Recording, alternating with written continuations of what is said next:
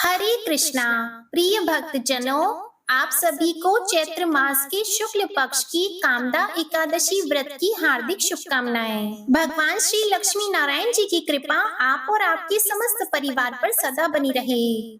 आज इस वीडियो में आप सुनेंगे कामदा एकादशी व्रत की संपूर्ण कथा। तो आप सभी भक्तजन इन कथाओं को पूरी श्रद्धा के साथ पूरा सुनिएगा। आज हम उस पावन दिवस की ओर अग्रसर हो रहे हैं जहां पापों का नाश और पुण्य का वर्धन होता है। कामदा एकादशी कलयुग में जहां पाप और अधर्म का प्रभाव बढ़ता ही जा रहा है, वहीं इस एकादशी से हमें भगवान विष्णु की कृपा और मोक्ष की प्राप्ति का सुनहरा अवसर मिलता है। आज इस दिव्य कथा यात्रा में हम सभी धर्मराज युधिष्ठिर के महल में चल रहे हैं, जहां स्वयं भगवान श्री कृष्ण अपने दिव्य रथ पर विराजमान होकर पधार चुके हैं। युधिष्ठिर महाराज हाथ जोड़कर श्री कृष्ण से प्रार्थना करते हैं, हे माधव, कृपया हमें बताइए कामदा एकादशी का क्या महत्व है। भगवान मुस्कुराते हैं और इस प्रकार इस शुभ अवसर पर कथा का शुभारंभ हो जाता है। इस बार चैत्र मास के शुक्ल पक्ष की द्वादशी भी महत्वपूर्ण है, क्योंकि इस दिन को मदन द्वादशी के नाम से जाना जाता है। और आज की इस वीडियो में आप कामदा एकादशी के साथ साथ मदन द्वादशी की कथा को भी सुनेंगे। कथा सुनने के बाद आप वीडियो को लाइक करके कमेंट बॉक्स में हरे कृष्णा, भगवान श्री लक्ष्मी नारायण जी की जय जरूर लिखिएगा। पद्म पुराण में वर्णित कामदा एकादशी की कथा के अनुसार एक समय धर्मराज युधिष्ठिर ने भगवान श्री कृष्ण से पूछा, हे वासुदेव, आपको नमस्कार है। अब आप मुझे यह बताइए कि चैत्र शुक्ल पक्ष में किस नाम की एकादशी आती है। तब भगवान श्री कृष्ण बोले, राजन, एकाग्र चित्त होकर यह पुरातन कथा सुनो, जिसे एक समय वशिष्ठ जी ने राजा दिलीप के पूछने पर बताई थी। राजा दिलीप ने वशिष्ठ जी से पूछा था कि भगवान, मैं एक बात सुनना चाहता हूँ, चैत्र मास के शुक्ल पक्ष में किस नाम की एकादशी होती है। तब वशिष्ठ जी बोले, राजन, चैत्र शुक्ल पक्ष में कामदा नाम की एकादशी होती है। वह परम पुण्यमय है। पाप रूपी ईंधन के लिए वह दावानल के समान है। प्राचीन काल की बात है, नागपुर नाम का एक अत्यंत सुंदर नगर था, जहाँ सोने के महल बने हुए थे। उस नगर में पुंडरीक आदि महाभयंकर नाग निवास करते थे। पुंडरीक नाम का नाग उन्हीं दिनों वहाँ राज्य कर रहा था। गंधर्व, किन्नर और अप्सराएं भी उस नगरी का सेवन करती थी। वहीं पर एक श्रेष्ठ अप्सरा थी, जिसका नाम था ललिता।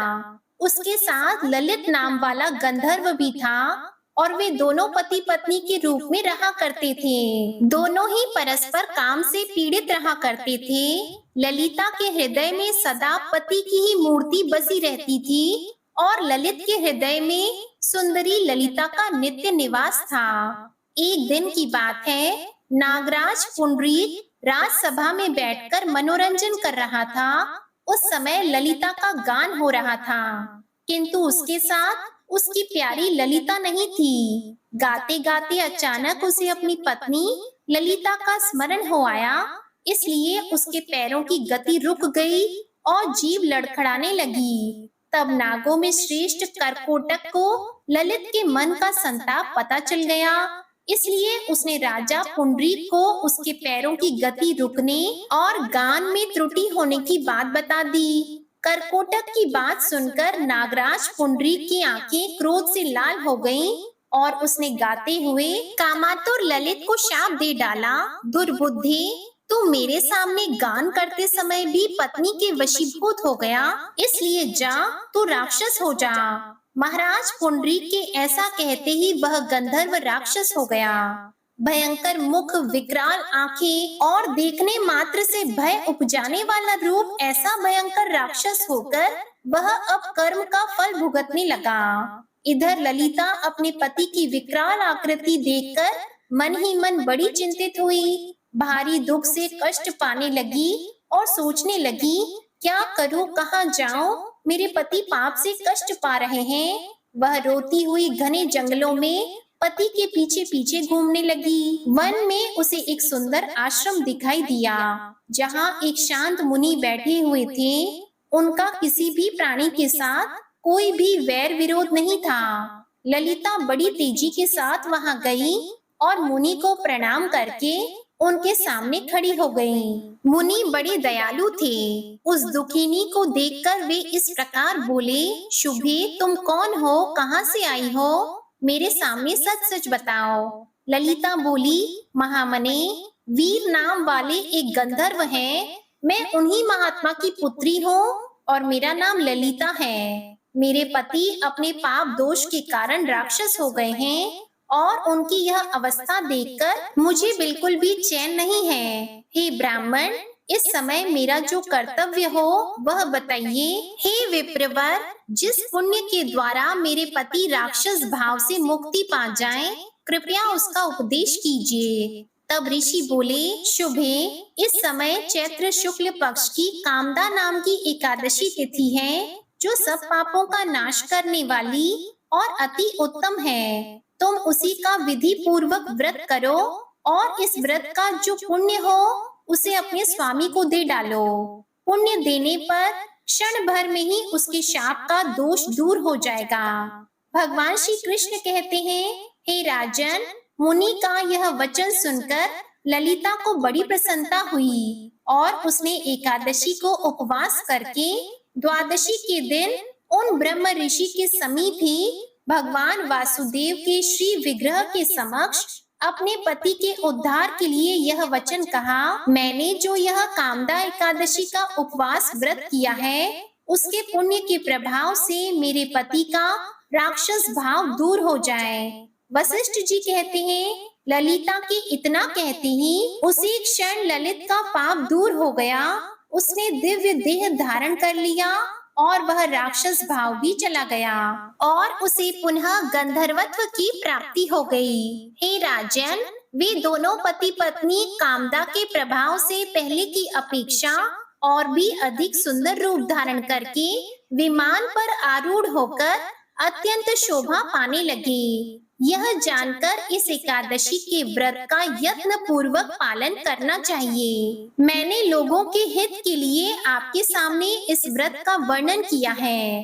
कामदा एकादशी ब्रह्म हत्या आदि पापों तथा पिशाच आदि दोषों का भी नाश करने वाली है। राजन, इसके पढ़ने और सुनने से वाजपेयी यज्ञ का फल प्राप्त होता है। जैसे ही श्री कृष्ण ने कथा का समापन किया, महल में घंटे घड़ियाल बज उठे। मंगल ध्वनि से संपूर्ण सभा गूंज उठी। सभी ने उत्साह पूर्वक इस पावन व्रत को धारण करने का संकल्प लिया। अंत में भगवान श्री कृष्ण ने सभी को आशीर्वाद दिया और उनके चरणों में प्रणाम कर सभा विसर्जित हुई। प्रेम से बोलिए श्री कृष्ण भगवान की जय। कामदा एकादशी की जय। अब सुनिए मदन द्वादशी की कथा। एक बार शौनक आदि ऋषियों ने पूछा, हे सूत जी, दैत्यों की जननी दिति के पुत्र 49 मरुत देवताओं के प्रिय कैसे बन गए और अपने सौतेले भाई देवताओं के साथ उनकी प्रगाढ़ मैत्री कैसे हो गई? तब सूत जी महाराज कहते हैं, हे मुनियों, प्राचीन काल की बात है। देवासुर संग्राम में भगवान विष्णु और देवगण द्वारा अपने पुत्र पौत्रों का संहार हो जाने पर दैत्य माता दिति शोक से विह्वल हो गई। वह उत्तम भूलोक में जाकर स्यमंतक पंचक क्षेत्र में सरस्वती के मंगलमय तट पर अपने पतिदेव महर्षि कश्यप की आराधना में तत्पर रहती हुई घोर तप में निरत हो गई। उस समय उसने ऋषियों के समान फलाहार पर निर्भर रहकर कृच्छु, चांद्रायण आदि व्रतों का पालन किया। इस प्रकार बुढ़ापा और शोक से अत्यंत आकुल हुई दिति 100 वर्षों तक उस कठोर तप का अनुष्ठान करती रही। इसके बाद उस तपस्या से संतप्त हुई दिति ने वशिष्ठ आदि महर्षियों से पूछा, ऋषियों, आप लोग मुझे ऐसा व्रत बतलाइए जो पुत्र शोक का विनाशक तथा इहलोक एवं परलोक में सौभाग्य रूपी फल का प्रदाता हो। तब वशिष्ठ आदि ऋषियों ने उसे मदन द्वादशी व्रत का विधान बतलाया जिसके प्रभाव से वह पुत्र शोक से उन्मत्त हो गई। ऋषियों ने पूछा, सूत जी, जिसका अनुष्ठान करने से दिति को पुनः 49 पुत्रों की प्राप्ति हुई, उस मदन द्वादशी व्रत के विषय में हम लोग भी सुनना चाहते हैं। तब सूत जी कहते हैं, ऋषियों, पूर्व काल में वशिष्ठ आदि महर्षियों ने दिति के प्रति जिस उत्तम मदन द्वादशी व्रत का वर्णन किया था, उसी को आप लोग मुझसे विस्तार पूर्वक सुनिए। व्रतधारी को चाहिए कि वह चैत्र मास में शुक्ल पक्ष की द्वादशी तिथि को श्वेत चावलों से परिपूर्ण एवं छिद्र रहित एक घट स्थापित करे, उस पर श्वेत चंदन का अनुलेप लगा हो और वह श्वेत वस्त्र के टुकड़ों से आच्छादित हो। उसके निकट विभिन्न प्रकार के ऋतु फल और गन्ने के टुकड़े रखे जाएं। वह विविध प्रकार की खाद्य सामग्री से युक्त हो तथा उसमें यथाशक्ति सुवर्ण खंड भी डाला जाए। इसके बाद उसके ऊपर गुड़ से भरा हुआ तांबे का पात्र स्थापित करना चाहिए। उसके ऊपर केले के पत्ते पर काम तथा उसके वाम भाग में शक्कर समन्वित रति की स्थापना करें। फिर गंध धूप आदि उपचारों से उनकी पूजा करें और गीत वाद्य आदि का भी प्रबंध करें। गीत वाद्य आदि का प्रबंध न हो सकने पर मनुष्य को कामदेव और भगवान विष्णु की कथा का आयोजन करना चाहिए। पुनः कामदेव नामक भगवान विष्णु की अर्चना करते समय उन्हें सुगंधित जल से स्नान कराना चाहिए। श्वेत पुष्प, अक्षत और तिलों द्वारा उन मधुसूदन की विधिवत पूजा करें। उस समय उन विष्णु के पैरों में कामदेव, जंघाओं में सौभाग्यदाता, उरुओं में स्मर, कटिभाग में मन्मथ, उदर में स्वरछोदर, वक्ष स्थल में अनंग, मुख में पद्ममुख, बाहुओं में पंचशर और मस्तक में सर्वात्मा को नमस्कार है, ऐसा कहकर भगवान केशव का सांगोपांग पूजन करें। इसके बाद प्रातः काल वह घट ब्राह्मण को दान कर दें। पुनः भक्ति पूर्वक ब्राह्मणों को भोजन कराकर स्वयं भी नमक रहित भोजन करें और ब्राह्मणों को दक्षिणा देकर इस मंत्र का उच्चारण करें, जो संपूर्ण प्राणियों के हृदय में स्थित रहकर आनंद नाम से कहे जाते हैं। वे काम रूपी भगवान जनार्दन मेरे इस अनुष्ठान से प्रसन्न हो। प्रियतामत्र भगवान काम रूपी जनार्दनः हृदये सर्वभूता नाम यह आनंदो अभिधीयते। इसी विधि से प्रत्येक मास में मदन द्वादशी व्रत का अनुष्ठान करना चाहिए। व्रती को चाहिए कि वह द्वादशी के दिन एक फल खाकर भूतल पर शयन करें और त्रयोदशी के दिन अविनाशी भगवान विष्णु का पूजन करें। 13वां महीना आने पर घृत धेनु सहित एवं समस्त सामग्रियों से संपन्न शैया, कामदेव की स्वर्ण निर्मित प्रतिमा और श्वेत रंग की दुधारू गौ अनंग कामदेव को समर्पित करें, अर्थात अनंग के उद्देश्य से ब्राह्मण को दें। उस समय शक्ति के अनुसार वस्त्र एवं आभूषण आदि द्वारा सपत्नीक ब्राह्मण की पूजा करके उन्हें शैया और सुगंध आदि प्रदान करते हुए ऐसा कहना चाहिए कि आप प्रसन्न हो। इसके बाद उस धर्मज्ञ व्रती को गो दुग्ध से बनी हुई हवी, खीर और श्वेत तिलों से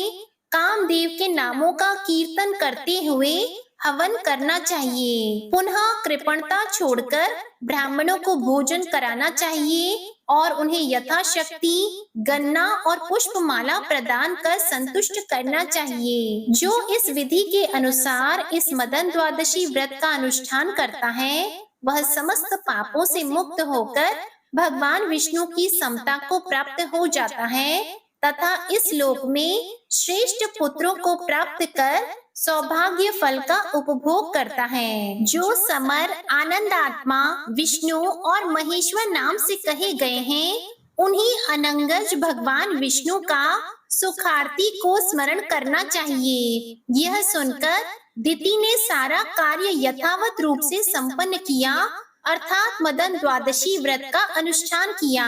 दिति के उस व्रत अनुष्ठान के प्रभाव से प्रभावित होकर महर्षि कश्यप उसके निकट पधारे और परम प्रसन्नता पूर्वक उन्होंने उसे पुनः यौवन से संपन्न नव युवती बना दिया तथा वर मांगने को कहा।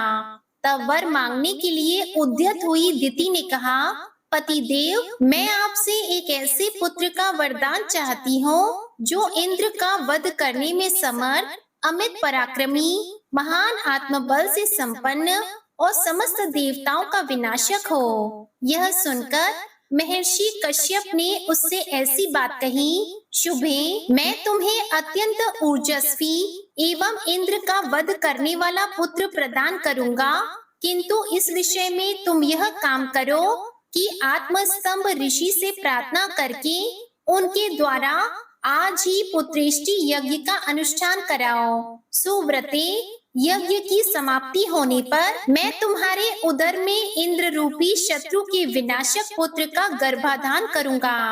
इसके बाद महर्षि आत्मस्तंभ ने उस अत्यंत खर्चीले पुत्रेष्टि यज्ञ का अनुष्ठान किया। उस समय उन्होंने इंद्र शत्रुर्भवस्व, इंद्र का शत्रु उत्पन्न हो, इस मंत्र से विस्तार पूर्वक अग्नि में आहुति दी। इस यज्ञ से देवताओं को रुष्ट होना चाहता था, परंतु वे यह जानकर प्रसन्न हुए कि दैत्यों और दानवों को इस यज्ञ फल से विमुख होना पड़ेगा।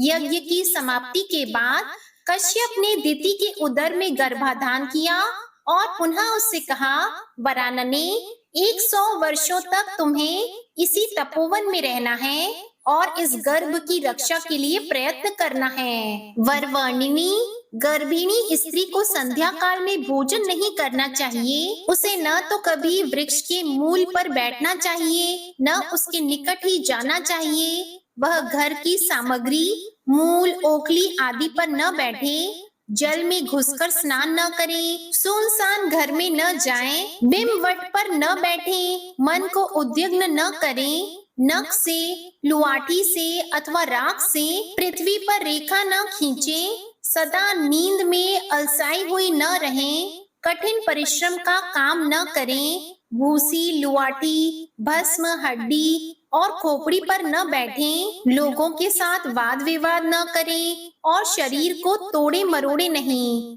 वह बाल खोलकर न बैठे, कभी अपवित्र न रहे, उत्तर दिशा में सिरहाना करके तथा कहीं भी नीचे सिर करके न सोएं, निर्वस्त्र होकर, न उद्विग्न चित्त होकर और न भीगे चरणों से ही कभी शयन करें, अमंगल सूचक वाणी न बोले, अधिक जोर से हंसे नहीं, नित्य मांगलिक कार्यों में तत्पर रहकर गुरुजनों की सेवा करें और संपूर्ण औषधियों से युक्त गुनगुने गर्म जल से स्नान करें। वह अपनी रक्षा का ध्यान रखें, स्वच्छ वेशभूषा से युक्त रहें, वास्तु पूजन में तत्पर रहें, प्रसन्न मुखी होकर सदा पति के हित में संलग्न रहें, तृतीया तिथि को दान करें, पर्व संबंधी व्रत एवं नक्त व्रत का पालन करें। जो गर्भिणी स्त्री विशेष रूप से इन नियमों का पालन करती है, उसका उस गर्भ से जो पुत्र उत्पन्न होता है वह शीलवान एवं दीर्घायु होता है। इन नियमों का पालन न करने पर निसंदेह गर्भपात की आशंका बनी रहती है। प्रिय, इसलिए तुम इन नियमों का पालन करके इस गर्भ की रक्षा का प्रयत्न करो, तुम्हारा कल्याण हो। अब मैं जा रहा हूँ। दिति के द्वारा पति की आज्ञा स्वीकार कर लेने पर महर्षि कश्यप वहीं सभी जीवों के देखते देखते अंतर ध्यान हो गए। तब दिति महर्षि कश्यप द्वारा बताए गए नियमों का पालन करती हुई समय व्यतीत करने लगी। इस कार्यकलाप की सूचना पाने पर इंद्र भयभीत हो उठे और तुरंत देवलोक छोड़कर दिति के निकट आ पहुँचे। वे दिति की सेवा करने की इच्छा से उसके समीप ही रहने लगे। इंद्र सदा दिति के छिद्रान्वेषण में ही लगे रहे। ऊपर से तो वे विनम्र, प्रशांत और प्रसन्न मुख वाले दिखते थे, परंतु भीतर से वे दिति के कार्यों की कुछ परवाह न करके सदा अपने ही हित साधन में दत्त चित्त रहते थे। इस प्रकार 100 वर्षों की समाप्ति में जब 3 दिन शेष रह गए, तब दिति प्रसन्नता पूर्वक अपने को सफल मनोरथ मानने लगी। उस समय आश्चर्य से युक्त मन वाली दिति नींद के आलस्य से आक्रांत होकर पैरों को बिना धोए बाल खोलकर सिर को नीचे किए कहीं दिन में ही सो गई। तब दिति की उस त्रुटि को पाकर शची के प्राणपति देवराज इंद्र उसके उदर में प्रवेश कर गए और अपने वज्र से उस गर्भ के 7 टुकड़े कर दिए। उन टुकड़ों से सूर्य के समान तेजस्वी 7 शिशु उत्पन्न हो गए। वे रोने लगे और रोते हुए उन 7 शिशुओं को इंद्र ने मना किया, परंतु जब वे चुप नहीं हुए तब इंद्र ने पुनः उन रोते हुए शिष्यों में प्रत्येक के 7-7 टुकड़े कर दिए। उस समय भी इंद्र दिति के उदर में ही स्थित थे। इस प्रकार वे टुकड़े 49 शिशुओं के रूप में परिवर्तित होकर जोर जोर से रोने लगे। इंद्र उन्हें बारंबार मनाते हुए कह रहे थे कि मत रो, परंतु वे जब चुप नहीं हुए तब इंद्र ने मन में विचार किया कि इसका क्या रहस्य है, किस धर्म के महात्म्य से ये सभी मेरे वज्र द्वारा काटे जाने पर भी पुनः जीवित हैं। इसके बाद ध्यान योग के द्वारा इंद्र को ज्ञात हो गया कि यह मदन द्वादशी व्रत का फल है। अवश्य ही श्री कृष्ण के पूजन के प्रभाव से इस समय यह घटना घटी है, जो वज्र द्वारा मारे जाने पर भी ये शिशु विनाश को नहीं प्राप्त हुए। इसी कारण उदर में स्थित रहते हुए एक से अनेक 49 हो गए। इसलिए अवश्य ही ये अवध्य हैं और मेरी इच्छा है ये देवता हो जाएं। चूंकि गर्भ में स्थित रहकर रोते हुए इनको मैंने मारुदर मत रो ऐसा कहा है, इसलिए ये मरुत नाम से प्रसिद्ध होंगे और इन्हें भी यज्ञों में भाग मिलेगा। ऐसा कहकर इंद्र दिति के उदर से बाहर निकल आए और दिति को प्रसन्न करके उससे क्षमा याचना करने लगे। देवी, अर्थशास्त्र का आश्रय लेकर मैंने यह दुष्कर्म कर डाला है, मुझे क्षमा करो। इस प्रकार देवराज ने मरुद गण को देवताओं के समान बनाया और पुत्रों समेत दिति को विमान में बैठाकर वे अपने साथ स्वर्ग लोक को ले गए। सूत जी महाराज कहते हैं, विप्रवरों, इसी कारण मरुदगण यज्ञों में भाग पाने के अधिकारी बन गए। उन्होंने असुरों के साथ एकता नहीं की, इसलिए वे देवताओं के प्रेम पात्र हो गए। ये थी मदन द्वादशी की कथा।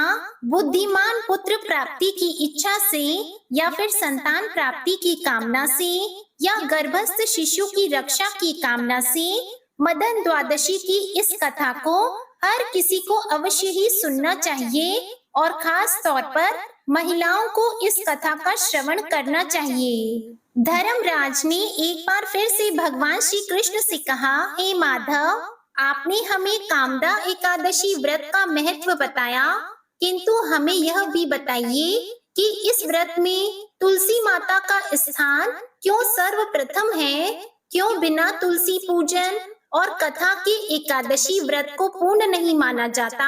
तब धर्मराज युधिष्ठिर को इस प्रकार बताते हुए श्री कृष्ण मंद मुस्कान के साथ बोले, हे धर्मराज, तुलसी माता केवल एक पौधा नहीं बल्कि स्वयं देवी लक्ष्मी का स्वरूप है। उनकी कथा को सुनने मात्र से ही समस्त पापों का नाश होता है और भगवान श्री हरि की कृपा भी प्राप्त होती है। जो भी व्यक्ति एक एकादशी से पूर्व श्रद्धा पूर्वक तुलसी माता की कथा सुनता है, वह अनंत पुण्य का भागी बनता है। अब मैं तुम्हें तुलसी माता की पावन कथा सुनाने जा रहा हूँ, जो न केवल पापों का नाश करेगी बल्कि व्रत को पूर्ण करते हुए मोक्ष का द्वार भी खोलेगी। इस प्रकार भगवान श्री कृष्ण ने तुलसी माता की दिव्य कथा सुनाना प्रारंभ किया।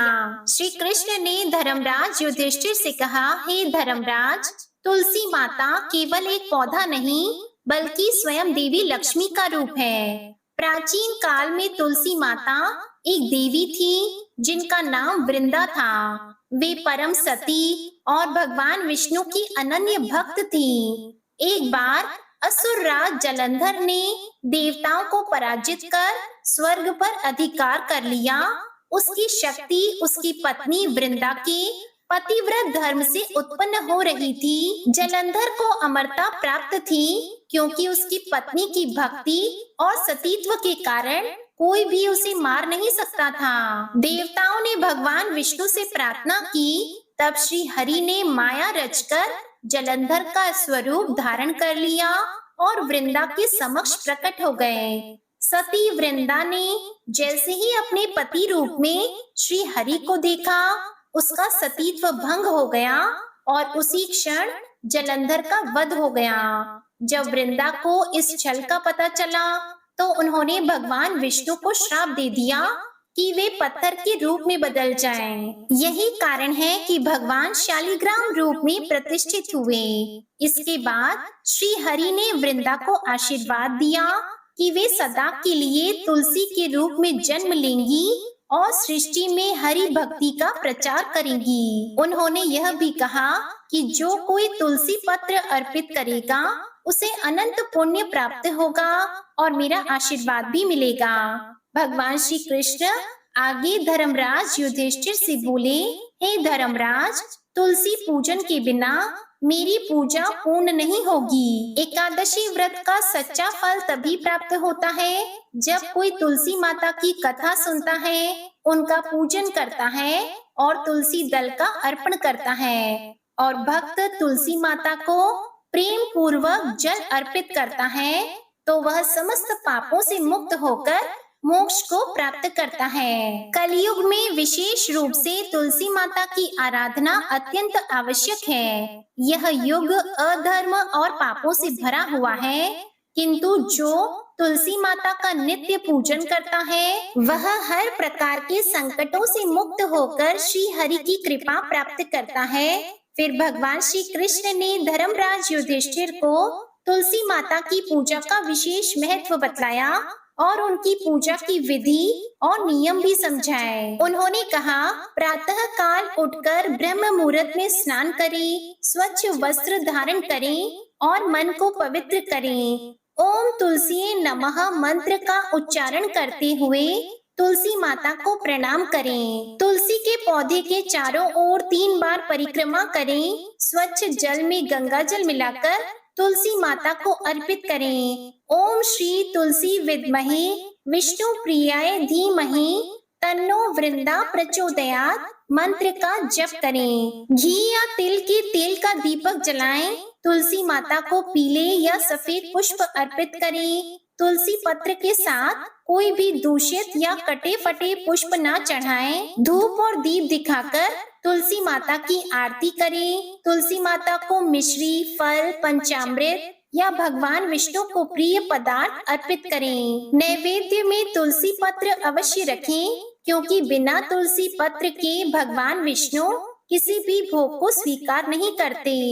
ओम तुलसी नमः मंत्र का जप करें। श्री तुलसी स्तोत्र का पाठ करें। भगवान विष्णु के नामों का कीर्तन करें या फिर तुलसी के समीप बैठकर श्रीमद् भागवत और विष्णु सहस्त्र नाम का पाठ करें। संध्या के समय तुलसी माता के समीप दीपक प्रज्वलित करें और संध्या आरती करें। भगवान श्री कृष्ण ने धर्मराज को तुलसी पूजा के कुछ नियम भी बताए।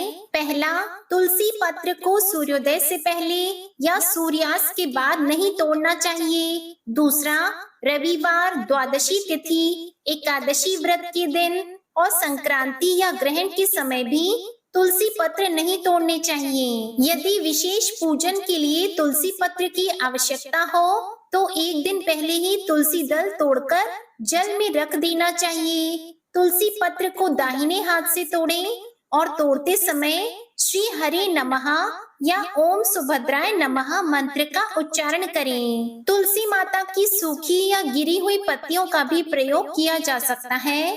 तुलसी के पौधे को कभी अपवित्र स्थान पर न रखें, ना ही उस पर झूठा जल अर्पित करें। घर में तुलसी का पौधा अवश्य होना चाहिए और नित्य उसकी सेवा पूजा होनी चाहिए। तुलसी पत्र को चबाना नहीं चाहिए, बल्कि जल के साथ निगलना चाहिए। तुलसी माता को कभी नकारात्मक शब्द या कटु वचन ना कहें, बल्कि उनका सम्मान देवी स्वरूप में करें। तुलसी पत्र का उपयोग केवल भगवान विष्णु और श्री कृष्ण की पूजा में करें। भगवान श्री कृष्ण कहते हैं, हे धर्मराज, जो भी भक्त तुलसी माता की पूजा विधि पूर्वक करता है वह सभी पापों से मुक्त हो जाता है। तुलसी माता का पूजन करने से सभी प्रकार के दोष नष्ट हो जाते हैं और भगवान विष्णु की कृपा सहज ही प्राप्त होती है। इस प्रकार भगवान श्री कृष्ण ने धर्मराज युधिष्ठिर को तुलसी माता की पूजा का दिव्य रहस्य बतलाया। जो भी इस विधि से तुलसी माता की पूजा करता है वह जीवन में शुभता, समृद्धि और मोक्ष को प्राप्त करता है। अब सुनिए तुलसी माता की आरती। तुलसी महारानी नमो नमो, हरि की पटरानी नमो नमो। तुलसी महारानी नमो नमो, धन तुलसी पूरण तप कीनो, शालिग्राम बनी पटरानी नमो नमो। तुलसी महारानी नमो नमो, हरि की पटरानी नमो नमो। जाकी पात्र मंजरी कोमल, श्रीपति कमल चरण लपटानी नमो नमो। तुलसी महारानी नमो नमो, हरि की पटरानी नमो नमो। कौन से महीने बोई रानी तुलसा, कौन से महीने हुई हरियाली नमो नमो। कौन से महीने हुई तेरी पूजा, कौन से महीने हुई पटरानी नमो नमो। तुलसी महारानी नमो नमो, हरि की पटरानी नमो नमो। आषाढ़ मास में बोई रानी तुलसा, सावन मास में हुई हरियाली नमो नमो। तुलसी महारानी नमो नमो। कार्तिक मास में हुई तेरी पूजा, मंगसिर मास में हुई पटरानी नमो नमो। तुलसी महारानी नमो नमो। धूप दीप नैवेद्य आरती, पुष्पन की वर्षा बरसानी नमो नमो। तुलसी महारानी नमो नमो। 56 भोग 3600 व्यंजन, बिन तुलसा हरि एक न मानी नमो नमो। तुलसी महारानी नमो नमो। जो तुलसी को सवेरे गाए, श्री कृष्ण के दर्शन पाए नमो नमो। तुलसी महारानी नमो नमो। जो तुलसी को दोपहर में गाए, खीर खांड का भोग लगाए नमो नमो। तुलसी महारानी नमो नमो। जो तुलसी को सांझ को गाए, श्री कृष्ण की आरती उतारे नमो नमो। तुलसी महारानी नमो नमो। जो तुलसी को रात को गाए, श्री कृष्ण के चरण दबाए नमो नमो। तुलसी महारानी नमो नमो। सभी सखी मैया तेरो यश गावे, भक्ति दान दीजिए महारानी नमो नमो। तुलसी महारानी नमो नमो। तुलसी महारानी नमो नमो। हरि की पटरानी नमो नमो। प्रेम से बोलिए श्री तुलसी माता की जय। भगवान श्री विष्णु जी की जय।